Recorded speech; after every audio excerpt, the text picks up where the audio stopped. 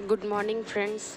यहाँ मैंने अपने सुबह के जो रूटीन वर्क होती है वो कर ली है और मैं लग गई हूँ हस्बैंड के लिए टिफ़िन बनाने और प्लस पापा जी उसी में ब्रेकफास्ट भी करेंगे।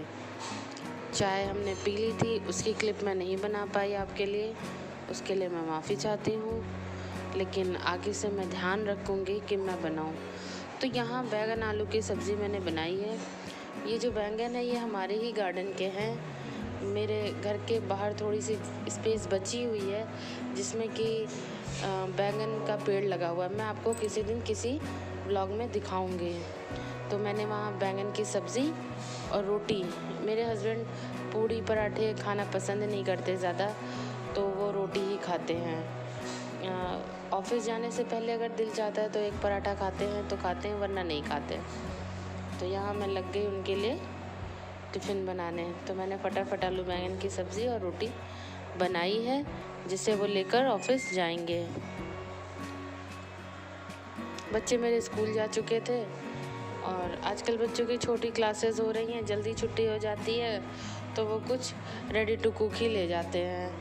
पराठे वगैरह ले जाना फिर पसंद नहीं करते, खाते नहीं है, कहते जल्दी ही घर आ जाते हैं, डायरेक्ट हम खाना ही खाएंगे।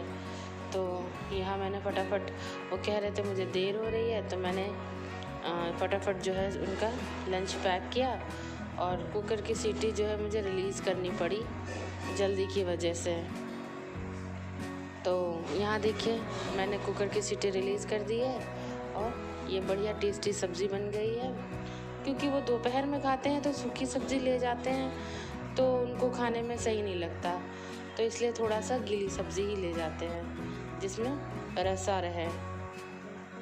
यहाँ फिर उनके जाने के बाद मैं रूम में आ गई। बच्चे, हस्बैंड, सब लोग ऐसे ही फटाफट तैयार होते हैं और चले जाते हैं। उसके बाद मैंने रूम की सफाई की।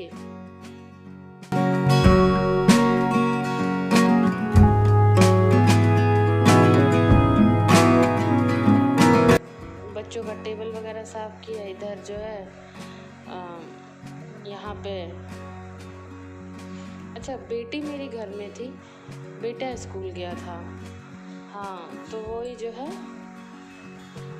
इस वजह से वो जो है आगे पीछे दौड़ रही थी। तो मैंने फटाफट रूम साफ़ किया, बच्चों का टेबल ठीक किया।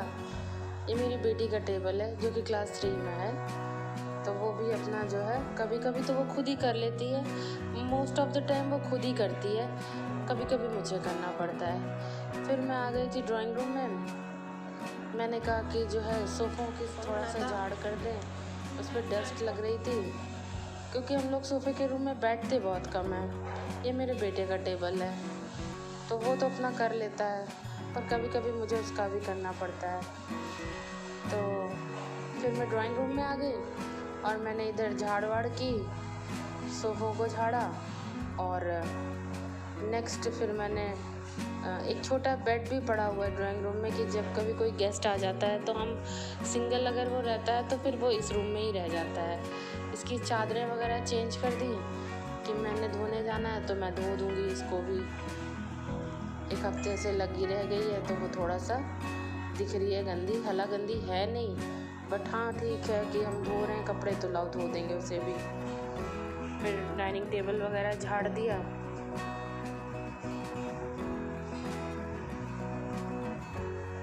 क्योंकि एक साइड से लगी रहती है इस वजह से जो है डेली जो है हम उसे आगे को खींच के नहीं करते। डेली जितना बस हो पाता है उतना ही करते हैं, लेकिन कभी कभी मैं उसको वीक में या जो है वीकली या 10 to 15 डेज़ में आगे खींच के फिर सफाई करके रख देती हूँ। फिर से हम उसे लगा देते हैं पीछे खिसका के दीवार के साइड। क्योंकि हम 4 लोग हैं प्लस पापा को लेके 5 लोग हैं, तो पापा जी मेरे डाइनिंग टेबल पे नहीं बैठते हैं। उनके लिए बीच में लो हाइट का एक सेंटर टेबल रहता है, वो उसी पे खाना खाने में कंफर्टेबल रहते हैं। तो हम लोग 4 लोग हैं तो हम 4 आगे की चेयर्स पे बैठ जाते हैं। वॉल साइड की चेयर्स की हमें ज़रूरत नहीं लगती, तो इसलिए वो फिर डाइनिंग टेबल की सफाई के बाद मैं किचन में चली गई थी। थोड़ी देर रेस्ट के बाद, तुरंत ही नहीं, और मैंने वहाँ नमक पारे बनाए। नमक पारे की रेसिपी अगर आपको जानना है तो मेरे इसी यूट्यूब चैनल को आप डालेंगे नमक पारे की रेसिपी, तो आपको आराम से मिल जाएगी। मैं बच्चों को बाहर की चीज़ बहुत कम ही देती हूँ खाने के लिए। जो कुछ मैं बना सकती हूँ वो मैं घर में ही बनाती हूँ। सारा कुछ तो मुझे नहीं आता है बनाना, लेकिन फिर भी मैं कोशिश करती हूँ कि हल्की फुल्की कुछ चीज़ें बना के रख दूँ जिससे बच्चों का जब मन करे वो खा लें।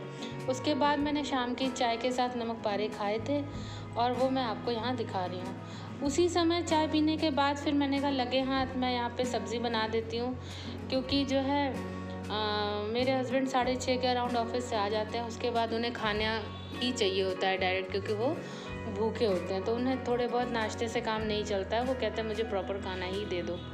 तो फिर लगे हाथ मैंने आलू कद्दू की सब्ज़ी बनाई थी और उसी को मैं आपको यहाँ पे दिखा दे रही हूँ कि कैसे बनानी है। इस तरह से आप बनाइए, बहुत ही टेस्टी बनती है।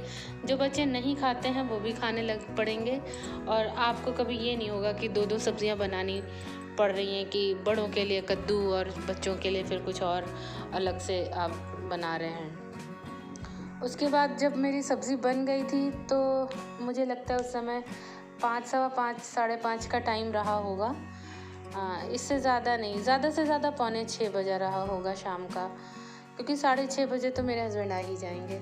उसके बाद फिर मैंने जब कद्दू आलू की सब्ज़ी बना ली, उसी समय फिर मैंने उसको रेडी होने के लिए छोड़ दिया।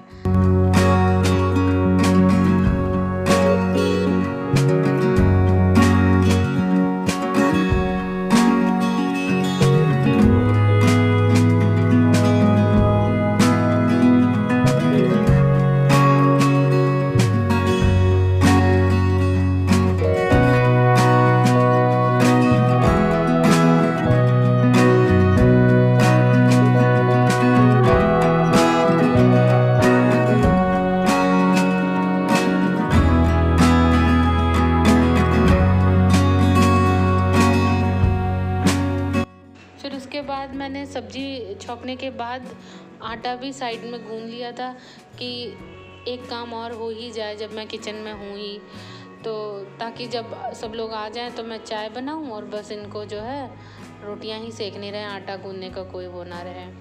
आटा गूंद के थोड़ी देर मैंने रख दिया था और उसके बाद सब्ज़ी भी बन ही गई थी साइड बाय साइड। तो खाना तो हम लोग 8:30-9 बजे खाते हैं, लेकिन हस्बैंड मेरे 6:30 बजे ऑफिस से आने के बाद ही खाते हैं। तो ये रहा हमारा आज का ब्लॉग। अब रोटियां मैं बाद में सेकूंगी, सब्ज़ी भी तैयार हो गई है। और अगर आप लोगों को मेरी मेहनत और मेरा ब्लॉग अच्छा लगता है या आप लोगों को और कुछ जानने की इच्छा है तो वो आप कमेंट सेक्शन में जाके पूछ सकते हैं। और मेरी वीडियो को प्लीज़ लाइक, शेयर और सब्सक्राइब करें। तब तक के लिए थैंक यू।